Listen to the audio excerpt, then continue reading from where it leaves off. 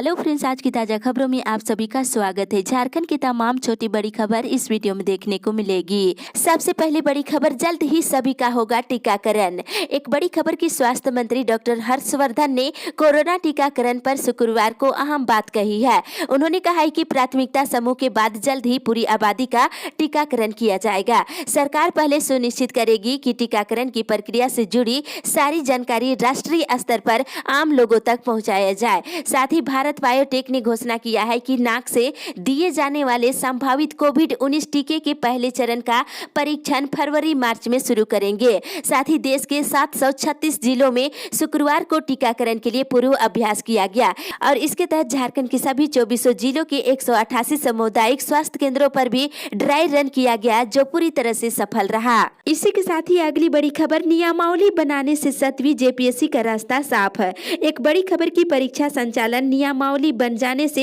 7वीं JPSC का रास्ता साफ हो गया है। इस नियमावली के अभाव में 7वीं जेपीएससी का आयोजन रुका हुआ था। अब क्रमिक विभाग ने नियमावली तैयार कर लिया है और बता दें, इस नियमावली में कई क्षेत्रों में नियमों को सख्त बनाया गया है और कई मामलों में अभ्यर्थियों को लाभ पहुंचाने को लेकर के प्रबंध भी किया गया है। जेपीएससी के माध्यम से 15 तरह की सेवाओं की परीक्षा को लेकर के हर वर्ष परीक्षा आयोजित कराने का निर्णय लिया गया है और सरकार ने तय किया है कि 2 या अधिक शादियां करने वाले अभ्यर्थियों को परीक्षा में शामिल होने की अनुमति नहीं दी जाएगी। इसी के साथ ही अगली बड़ी खबर, मौसम विभाग से ठंड से मिल रही राहत।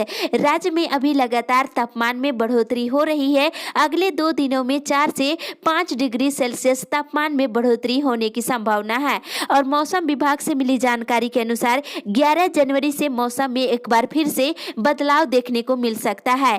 12 जनवरी से अगले 3 दिनों तक फिर से ठंड लौट सकती है। 12 जनवरी को सुबह से लेकर के दिन भर आकाश में बादल छाए रहेंगे और धुंध भी रहेगा। कहीं कहीं हल्की बारिश भी हो सकती है और ठंडी हवा चलने से न्यूनतम तापमान में 3 से 4 डिग्री की कमी आ सकती है। इसी के साथ ही अगली बड़ी खबर, पारा शिक्षकों ने बनाई आंदोलन की रणनीति। झारखंड के पारा शिक्षकों ने कहा है कि वर्तमान राज्य सरकार का कार्यकाल 1 साल पूरा हो चुका है। इसके बावजूद पारा शिक्षकों को अस्थायी कर वेतनमान तय नहीं किया गया है, जबकि इस संबंध में सरकार ने घोषणा की थी। सरकार की इस उपेक्षापूर्ण रवैये से परेशान होकर शिक्षकों ने आंदोलन की रास्ता अपना लिए हैं और इसको लेकर के पारा शिक्षकों के द्वारा प्रखंड से लेकर के स्कूल स्तर पर बैठक कर रणनीति बनाई जा रही है।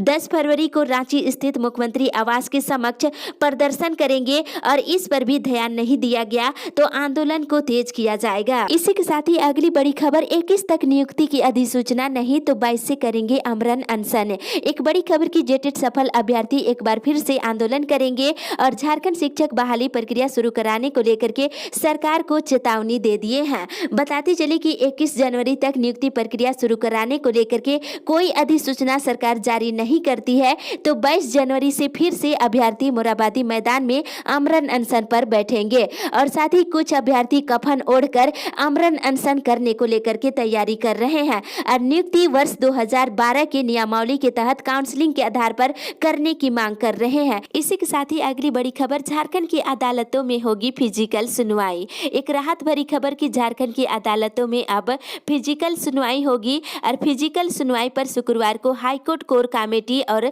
झारखंड बार काउंसिल के बीच वार्ता के बाद सहमति बनी है।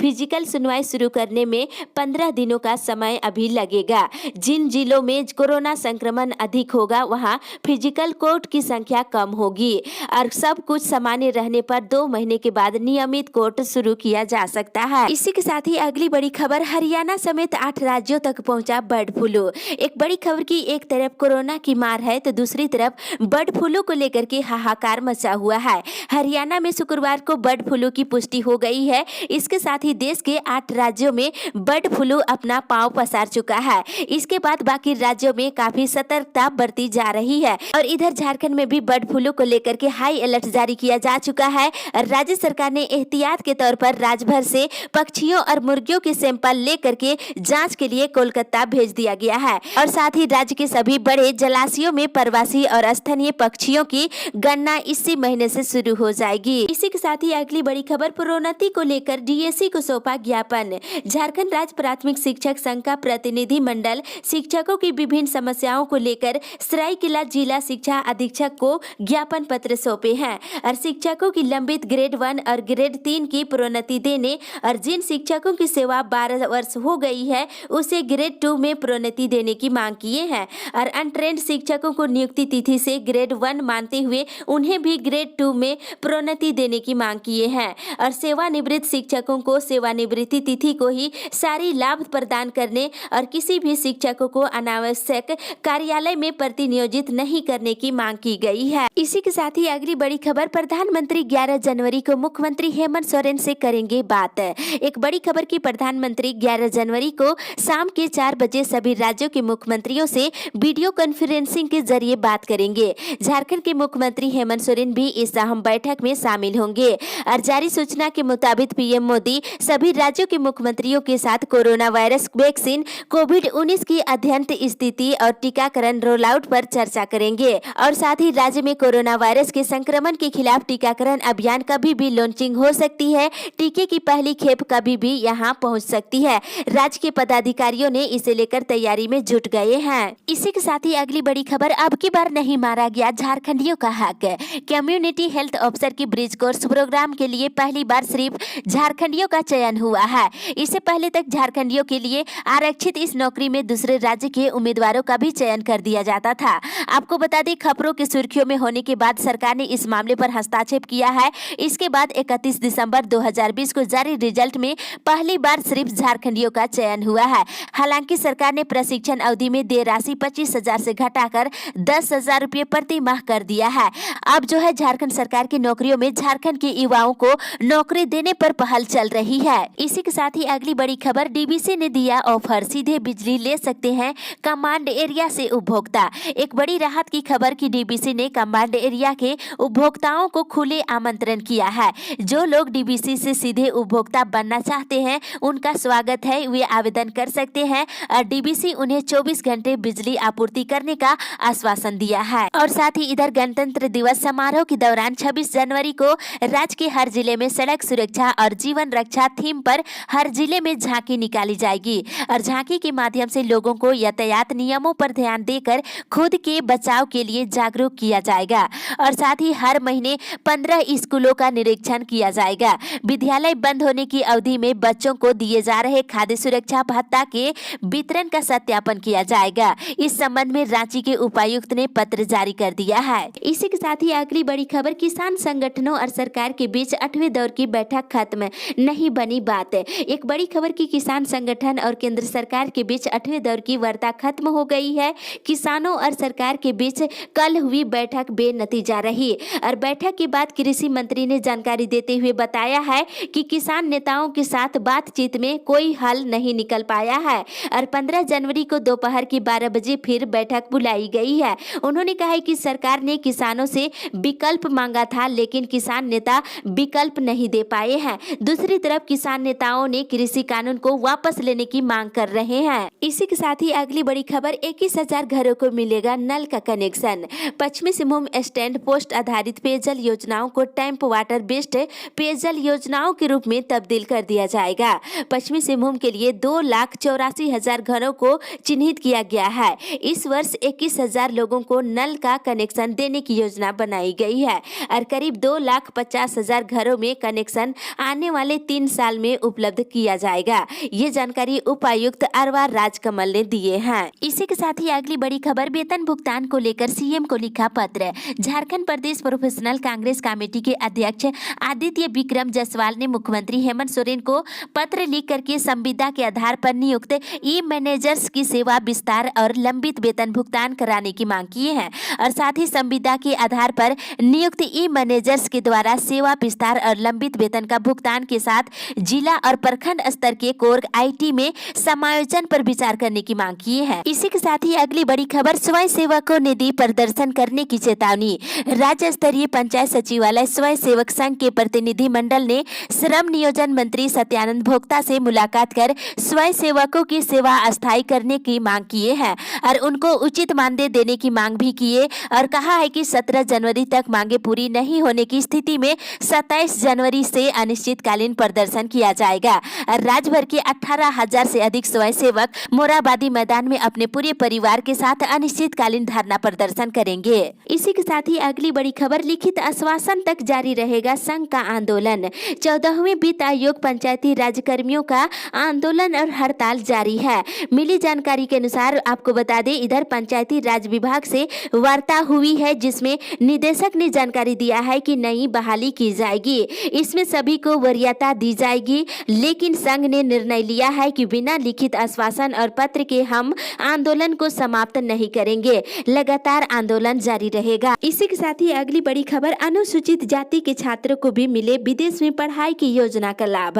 एक राहत भरी खबर की, झारखंड राज्य अनुसूचित जाति आयोग ने राज्य के अनुसूचित जाति के भी 10वीं मेधावी छात्र छात्राओं को विदेश में उच्च शिक्षा और शोध के लिए छात्रवृत्ति देने की मांग राज्य सरकार से किए हैं। आयोग के अध्यक्ष शिवधारी राम ने इसे लेकर मुख्यमंत्री हेमंत सोरेन को पत्र लिखा है। आपको जानकारी के लिए बता दें कि यूनाइटेड किंगडम और नीदरलैंड, आयरलैंड के 15 शैक्षणिक संस्थानों और विश्वविद्यालयों में 22 विषयों में एमए और एमफिल की पढ़ाई के लिए अनुसूचित जनजाति के छात्र छात्राओं को छात्रवृत्ति देने का निर्णय लिया गया है। इसमें अनुसूचित जाति को भी शामिल करने की मांग की जा रही है। इसी के साथ ही अगली बड़ी खबर, रांची स्मार्ट सिटी बनेगी एजुकेशन हब।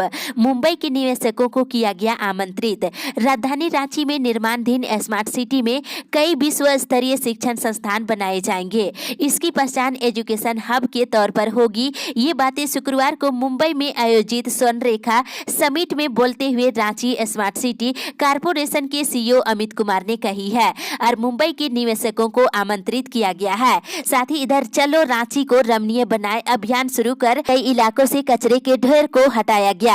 और साथ ही दूसरी तरफ झारखंड बिजली वितरण निगम लिमिटेड शहर में फिर से बिजली कनेक्शन काटने की अभियान शुरू कर दिया है। इसके लिए नगर निगम के महाप्रबंधक ने बताया है कि जिस किसी का 10,000 से अधिक बिजली बिल बकाया है वह भुगतान कर दे, नहीं तो आपका बिजली कनेक्शन काट दिया जाएगा। इसी के साथ ही अगली बड़ी खबर, सीएम से मुलाकात को लेकर के डटे रहे टाना भगत।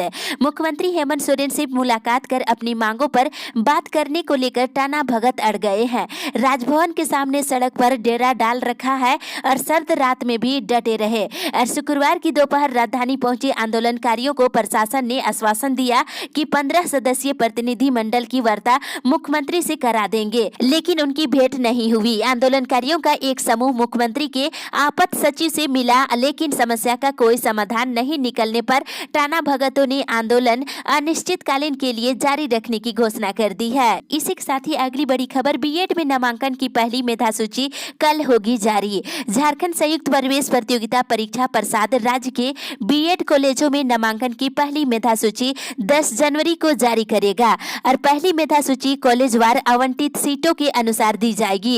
इसी के बाद मेधा सूची के अनुसार नामांकन की प्रक्रिया शुरू होगी। साथ ही इधर झरिया अंचल के 16 प्राथमिक विद्यालयों को वित्तीय वर्ष 2020-21 में स्वच्छता का पुरस्कार से नवाजा गया है और दूसरी तरफ अब बच्चों के खाते में मध्याह्न भोजन की कुकिंग कास्ट की राशि नहीं दी जाएगी। ये बातें मध्याह्न भोजन प्राधिकरण के निदेशक ने बताया है और इस दौरान उन्होंने जिला शिक्षा अधीक्षक और जिला शिक्षा पदाधिकारियों को 1 से लेकर 31 अक्टूबर तक का मध्याह्न भोजन वितरण का पूरा ब्यौरा मांगा है। साथ ही कुकिंग कास्ट की राशि बैंक खाता में हस्तांतरित करने की जगह अब चावल के साथ समतुल्य राशि का दाल, तेल, नमक, सब्जी का पैकेट बनाकर उपलब्ध कराने को कहा गया है। साथ ही अगली बड़ी खबर, फ्रीज रहेगा कोल इंडिया के अधिकारियों का बीडीए। एक बड़ी खबर की, कोल इंडिया प्रबंधन ने बोर्ड लेवल और बोर्ड लेवल के नीचे के अधिकारियों के बीडीए फ्रीज करने का आदेश को कायम रखा है। शुक्रवार को डिपार्टमेंट ऑफ पब्लिक इंटरप्राइजेज मंत्रालय ने कोयला मंत्रालय को इस संबंध में पत्र जारी कर दिया है। कोल इंडिया के करीब 22,000 से अधिक अधिकारियों को मिलने वाला डीए जुलाई 2020 से जुलाई 2021 तक फ्रीज रहेगा। इस अपडेट में बस इतना ही। आगे की खबर के लिए आप हमारे साथ बने रहे।